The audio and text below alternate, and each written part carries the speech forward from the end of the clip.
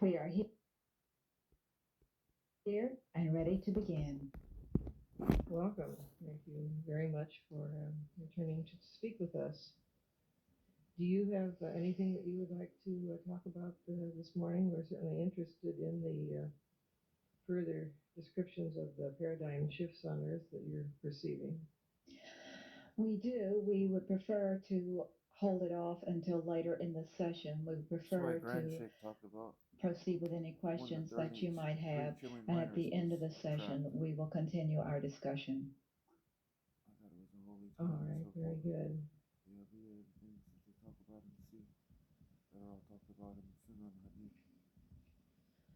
One thing I wanted to ask about is some phenomenon that we have, some of us have been engaging in on the Earth plane that seem rather strange to us, and we're wondering if we could get some kind of description of what's happening in such phenomena, for example, as spoon bending, metal bending, or fire walking, things of that sort, which we now seem to be able to do, but don't understand why we can do it. This is just a small part of what you are capable of doing, a very, very small part, a part that shows you that there is much more out there, that you are capable of controlling your energies in much wider and greater form than ever you imagined. The ability to put airplanes into the sky and spaceships out into the universe are also similar examples. It is what you believe that you are capable of doing that causes the effects. The spoon bending is just one example of using energy in a way that you can see that it does take place. The same as fire walking, there is nothing to it. It's just a matter of what you believe. As we have discussed before, it is your beliefs that are your limitations. They also will set you free. But it seems to us that the fire walking is hard for us to believe that the body doesn't react with all of our training about the nature of fire and the nature of the impact of fire on our bodies, how it's possible physiologically for that process to be altered. It is because your mind tells your body that it is not going to react the same way that when the mind tells the body that it will burn, it will burn. There is no different other than you are looking at the thought form itself, the same as with many of your gurus who are able to put pins to their arms and feel no pain and have no reaction, the same as you are aware of those individuals who have been hurt and are able to stop bleeding when it would appear that their entire life should be taken because of the massive amounts of blood that they are losing. All these are what you call miracles in your planet Earth, but they are not so miracles. They are merely the true nature of things. They are not supernatural. They are natural. It is those on your planet who choose not to believe so. Could we walk on water if we thought we could? You certainly could. You could fly if you thought you could also, and you do, but you usually do not take the body along with you. As you are aware, there are certain animals that are capable of running across the water because of the lightness and the way that they trip quickly across the water content. Man could do also as soon as man stops to hesitate to think about it. However, he is lost and he chooses to sink because he believes it cannot be done. But it has been done before. It can be done again. Are you any different than those who have done so? Well, we were able to fire walk, so I guess that's the first step. The first step also is to go quickly and do not think about it. You would be able to find if you tried to walk on water that if you set your mind to it and went a small bit at a time, you indeed would be held up for a short period of time. The same question has arisen with respect, I guess, to fire walking that would arise in connection with walking on water. That is, could one stand in it, stand in the fire or stand in the water without one believed strongly enough that that was possible. They could on your planet. It's very hard for someone to reach that particular belief. There are those who have been known to stand in fire or on beds of coal for significant periods of time. However, it is a very hard belief that one must overcome, that at some point they will not be destroyed. It is possible to put a protective shield around one and to stand much longer than the quick walking through that you see in most circumstances. Yes, when I tried to do the firewalk, when I did do the firewalking, I had the image that I was holding my consciousness outside my body, sort of above and slightly to the right of my body, and that seemed to work for me. But I suppose those kinds of mental images are not really relevant. It's the question of simply the belief. This is correct. But because you put your image outside of your body, you were able to go ahead with what it was that you wished to do. You could have kept the image in your body if you preferred, or you could have totally left and just let the body walk through on its own. It is more relevant to have your consciousness paying some attention to what is going on with the body in these circumstances. I'm not sure how that kind of phenomena works in connection with the autonomic nervous system. We assume that the autonomic nervous system is taking care of the body, even though we are paying no attention to that. Somehow, though, we're able to suspend that activity, I guess, is what happens.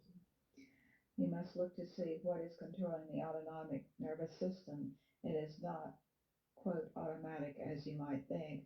There is that part of you which is controlling it. It does not run just because it is switched on. It runs because your own unconscious tells it to run and how to run. And so it is not like you are not there having some input into the system.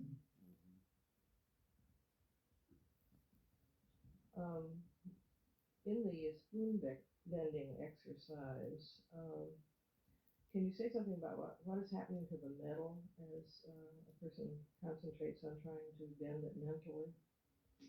It is merely the fact that the metal itself is heating up with the energy which comes in from the universe, and as the molecules begin to separate, then they are therefore easily moved apart and you're able to bend the spoon. It does become warm, and at the part that you are bending it, should you touch it at the part where it is bending, you would see that indeed it is actually hot. Mm-hmm. Very good, thank you. I have some questions I have been thinking about one of the distinguishers among individuals on the Earth plane is that they tend to be either right-handed or left-handed primarily. And I'm wondering about the physiological mechanism that seems to go along with that, and also whether there is some larger meaning besides the physiological. If you will give us a moment, please, we must make sure that Winter is not around when we are discussing this question, and so we wish to take her out somewhere. And so give us a moment and we will return. Thank you very much. Well,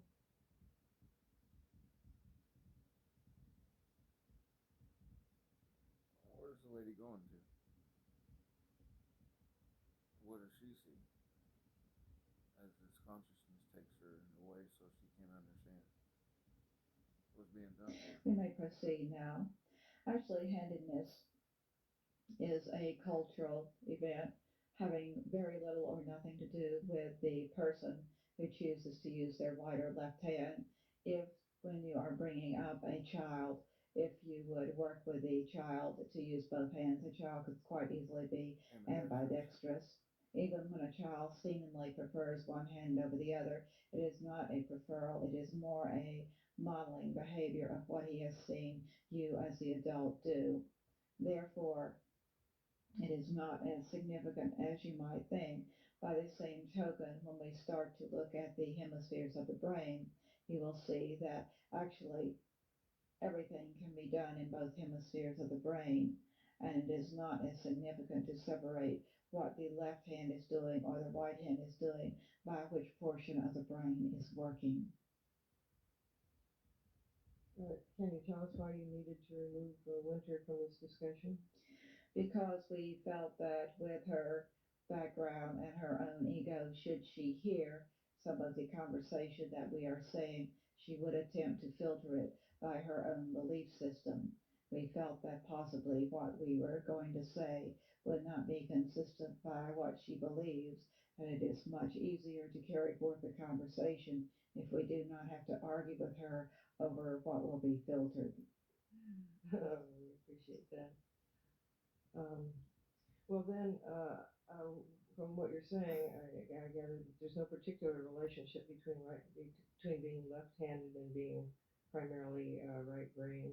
This is correct, and if the scientists would spend more time, although this is not their major area of concern right now, however, if they were able to spend more time working with the right and left-handed people and looking at both hemispheres of the brain without being locked into a concept about how it works, as we were talking yesterday, the brain itself is like a hologram, and therefore all takes place in the entire brain at once, then it would make little difference whether someone was right-handed or left-handed and how their brain works. It would be just as easy to reverse the situation and say those whose predominantly are right-handed, and if you go on your old theory that if they're right-handed, they must use their left brain a lot, you could switch that around to say that those who are left-brained are artistic and creative, and it wouldn't make any difference. You would find that indeed they could be artistic and creative.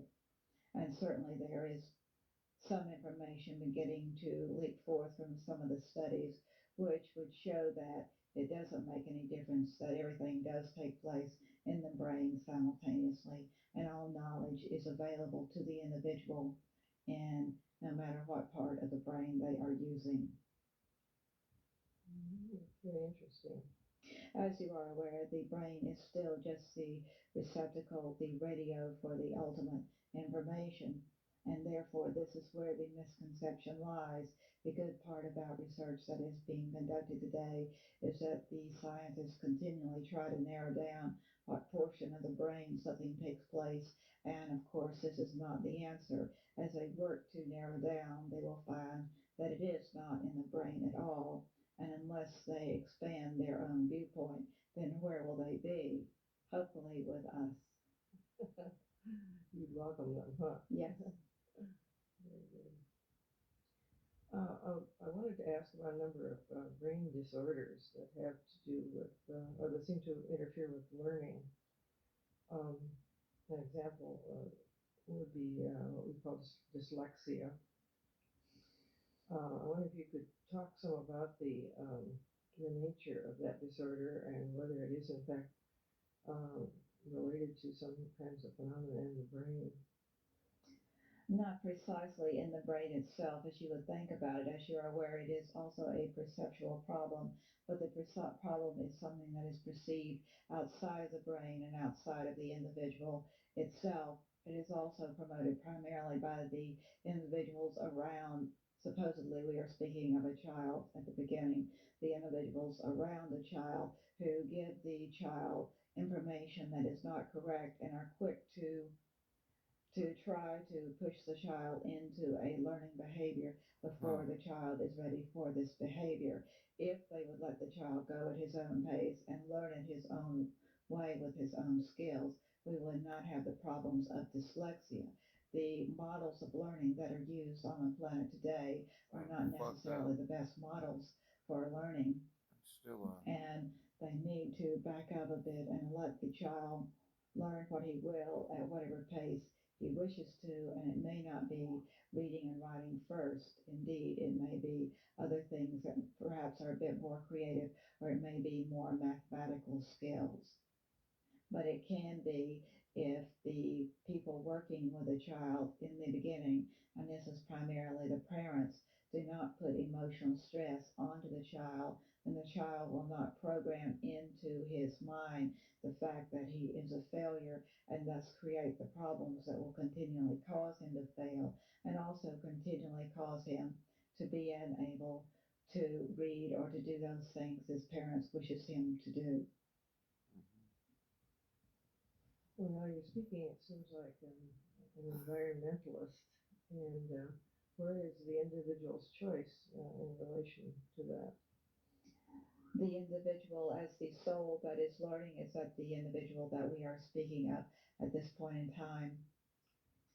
The choice is there from the very beginning to withdraw or to go forth and to challenge those ideas that are being put upon the child himself.